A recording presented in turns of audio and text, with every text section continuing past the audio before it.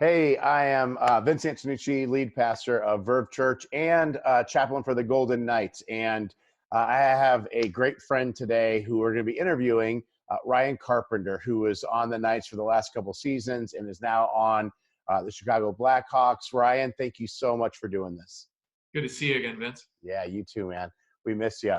Hey, give us an update. So Ryan spoke at our church last summer. And so a lot of people will remember you and loved having you. Give us an update. How's life in Chicago and with the Blackhawks?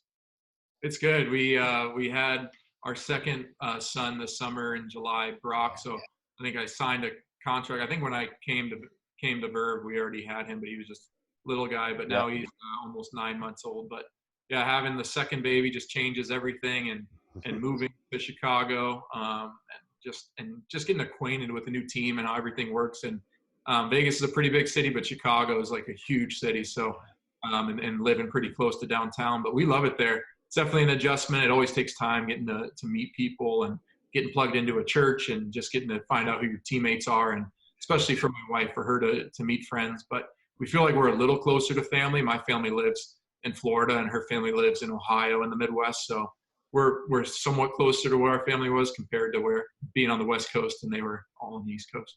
Right. Cool. Hey, so tell us, I know you love your new team and everything, but what do you miss about being on the Knights? Just for us Knights fan in Las Vegas. I definitely miss the fans were awesome at T-Mobile Arena. It was always special to play there. And everyone in the community, it just seemed, I know the Raiders are coming and probably starting this next season, but it just seemed like everybody was on board with the team, and that was really special. And then just the people in the organization and your teammates and your friends, and I'm sure for my wife too, the girls and the wives and that she connects with. So those are mostly the relationships that you miss. But and the warm weather is nice when you're in the yeah, I was going to ask what you miss. That's right. I was going to ask what you miss about living in Las Vegas. Weather would be one thing for sure, right? Yeah, definitely the warm weather, the sun. A lot less traffic in Las Vegas, but yeah, just the people there. It was always hold a special time in my life when I joined the team and being a part of the Knights those first 2 years. And they still have awesome fan base, so it was cool to be a part of it. For sure. Hey, so this Corona crisis has happened, and we are all stuck in our homes. Which I haven't felt like this since when I was a kid. I would get grounded for whatever stupid thing I did. Wondering, do you have any memories of when you were a kid, anything you got in trouble for that you would care to share? Any like dumb story, funny story that maybe you got grounded or punished in some other way? No, well, I think I was so afraid of my dad that he never had to like ground me that long. He just threatened to take hockey away from me. So that was enough for me to kind of get back in line. So I remember there was one time I was at like a hockey camp in the summer. So we didn't have school, and it would be like a full day hockey camp. So maybe it was on like Tuesday. We stayed after, and I was on the ice. And there was a couple of us, we were all playing, like having a small game together. And I was just kind of like chirping this kid and just being a jerk to him. I was 13 years old, and, just kind of bullying him and putting him down. And so his parents ended up telling my dad, and when my dad found out about it, and he found out that that's what happened, I kind of owned up to it. He just said, "You're not going to the camp. You're done going to the camp. You're not going tomorrow, and I'll decide the next day if you want to go." And so I think it was only like a 24-hour being grounded of missing hockey, and I think that was enough for me. So I don't know what I was doing, but I was just like, I am never crossing my dad again. Whatever he says, I know he's for real when it comes to taking hockey from me. So I guess that was enough for me to take away what I love doing and playing. Yeah. So I think I learned my lesson, but I wasn't really. I don't know if I was ever grounded for too long. Where you hear some people are grounded for a week or 2 weeks or something, but I think just threatening hockey was enough for me. Yeah. Well, here we are grounded for a month or more. And so what are you doing to entertain yourself while you're stuck in the house? Well, we were in Chicago, but last summer, we bought a condo in Florida in the beach near Daytona. And so that was our first time ever like owning a home or owning a condo. And so we bought it, and it's been fully furnished, but we had a bunch of furniture that we shipped in a pod from Las Vegas. So originally we were going to have a moving company kind of do it for us and pay for them to move stuff in and out. But with the whole coronavirus and just wanting less people to kind of handle our furniture and have people in our apartment right now, I just been mostly doing it, lugging it in my pickup truck back and forth. So the past 7 or 8 days, my wife, we finally been able to relax. We kind of have it settled the way we wanted to, but there was a lot of rides in the afternoon going back and forth in my pickup truck. And then also too, I have a toddler, Bo's almost 3 years old now. So he loves the beach. He loves the pool, and there's really not too many people around. So we're able to kind of social distance and still be outside and in the sun. So we don't feel like we're too pent up. And also it allows Bo to nap well during the day if we burn some energy in the morning. Right. Nice. Hey, what are you missing from the real world? Since we're not able to go out, is there anything you're like, oh man, I wish I could go do this, go to this place? Yeah, I just miss being around people, my routine. I just realized how much I left the house, and I don't know if this is relatable, but how much more I appreciate my wife because she stays at home with the 2 boys. So you see everything she deals with the whole day. When I'm out playing hockey or on a road trip, I realize everything she does. So one, I'm just super grateful for the mom and the wife she is and all that she does and all that she has to deal with sometimes, the sleepless nights and the temper tantrums. But I think I just miss the routine. And I mean, as a hockey player, you're just always competing and games and getting ready. Your life just revolves around it. And I'm sure most of us, our schedule in our life revolves around our work or our careers. And so for that to be on pause, it's just weird. I feel like I have so much free time, but definitely miss my teammates and just the routine of playing every day. Yeah. So a lot of people are scared by this crisis or, missing out on people and stuff like that. And then we also have a lot of people around the country, maybe especially here in Las Vegas, who are struggling financially, who lost their jobs or have lost income. For you, how does your faith help you through this or something like this? When you go through difficult times, scary things, how does your faith help you through it? Yeah, that's a good question, Vince. I mean, I think my position's a little bit different than others people. Like my job's on delay, but people have seriously been laid off. And so I can't quite relate with that. But just for me personally, I think I always go back to Romans 8:28. Talks about God works all things God works all things for their good. And sometimes like I just think of the analogy with my toddler, like there's things I do that he doesn't understand and that he'll throw a fit, or we're at the beach and he wants these popsicles all the time, but they're full of sugar. And so I kind of choose when I give it to him, and he doesn't understand why he can't have one all the time.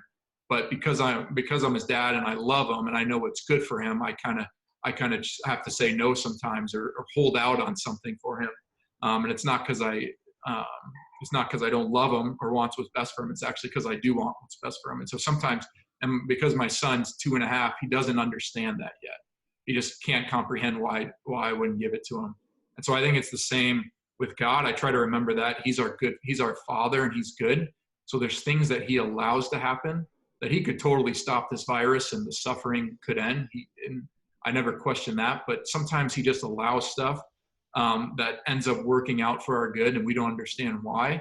But that's just because I'm a human and I'm like kind of relating how my son relates to me. He doesn't understand because I'm his father why I do certain things, but that's okay. He's just never going to understand. But he knows at the end of the day that I love him and that I'm doing things for his good. And so as God being my father, relating to him as a son and as his child, I just have to trust that this is somehow he can work this out for our good. I mean, at the center of Christianity is Jesus died on a cross, and God took that all that shame and that embarrassment and that humility and just that torture on the cross, and he turned that to good. That turned out for our salvation and how we can have a relationship with him. And so I try to remember also too, I just try to remember times in my life, in my walk with Jesus, where there's been times where I've questioned what's going on, and it maybe hasn't been quite as serious as this, but we're just where God has come through.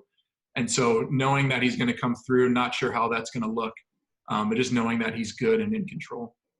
I love that. What a great analogy with your son. Yeah, that's awesome, man.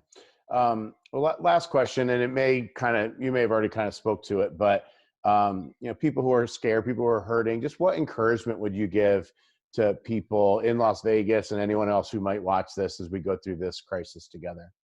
Yeah, when you had texted me before we were going to do this Zoom call, and so I had some time to think of this questions, and I had read, and I've been reading through John just occasionally. I hadn't been a little bit, but it's been a couple weeks. And I remember reading this chapter, and it talks about when Lazarus dies. It's in John chapter 11, and Lazarus dies, and when Mary comes to see him, it's like maybe it's one of the shortest verses in the Bible. It says Jesus wept, and I wrote it down, John 11:35. And so that's an easy one to remember, but it's so simple. But then when I started to think about it, and it kind of applied to the question you just asked, is that it's amazing that Jesus was God. I mean, he was God in the flesh, and he was God. He had everything. But the one thing, he just didn't have, like, he wasn't a human yet. So when he became a human, he suffered like us. And when it said Jesus wept, I mean, he was really sad in that moment, and he was there for Mary. And so Jesus was God, and he ended up raising Lazarus from the dead. But one of the things that's comforting to me is that Jesus understands suffering because he went through it. So we have a God in the Bible that we can relate to, and that when we go to him in prayer, we know that he's been through the same things we've been through. Yeah. So we have a God that's relatable and not immune to suffering. It'd be different if he was just up there and he sees it going on but can't really relate to it. And so to have a God that I can go to in prayer and talked about, and I know that he's suffered, maybe not specifically coronavirus, but he's been around disease and suffering and death and just pain, and he's felt that. So I have a God that's felt that, and that brings comfort to me. It doesn't necessarily mean it's gonna change how I feel. It's kind of like if you have, like, in times like when there's been deaths in the family, and I think people can relate to this when there's funerals. Sometimes the most comforting thing is not anything somebody says to you, but just the fact that they're there with you. They're kind of like suffering with you, or weeping with you, or just there for you. And I feel like that's what that verse kind of reminds me of. It's almost like when you're going through the death of a loved one or just some suffering, it's not anything like magical, they could say, or any theology that just like it turns a light on and everything is happy and go lucky. It's just knowing that he's there with you in the suffering, and he knows what you're going through. And I think that changes it. I don't think any other religion offers that, any other faith. That's what I think makes Christianity and what the Bible says true, is just like and amazing, is that, like, we have a God that relates to us, and we so badly desire that. And then we can, even like I said, when we go through death, so we go through suffering and there's funerals, what matters most and what helps people most is just the support you have. And that they're almost kind of walking alongside you in that pain.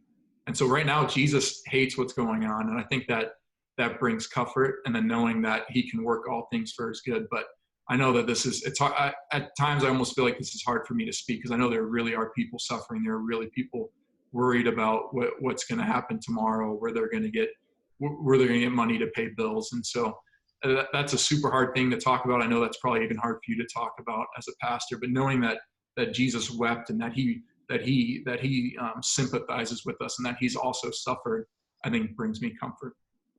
Dude, what an awesome answer, man. I love that. I've told Ryan, I think when he retires from hockey, he needs to think about being a pastor, and you can see why, because those are really encouraging words. And that is what we need. In that situation, Jesus had people, when Lazarus died, who were asking him theological questions about why, and he doesn't answer their questions. And right now, a lot of us are like, why do these things like this happen? And it's like, God doesn't give us an answer. But what Jesus did do with them is, you said Jesus wept. He was with them. And God doesn't promise to keep the storms out of our life, but he promises to be with us through them. Dude, awesome encouragement. Thank you so much. Thanks for being a good friend to me and to Verve Church. And we appreciate you, man, and hope that the rest of the season goes well if it ever starts again, and that you have a great time right now with your family as you get to spend extra time with them. Thanks so much. Yeah, thanks, Vince. Miss you guys at Verve too, but yeah, miss you guys.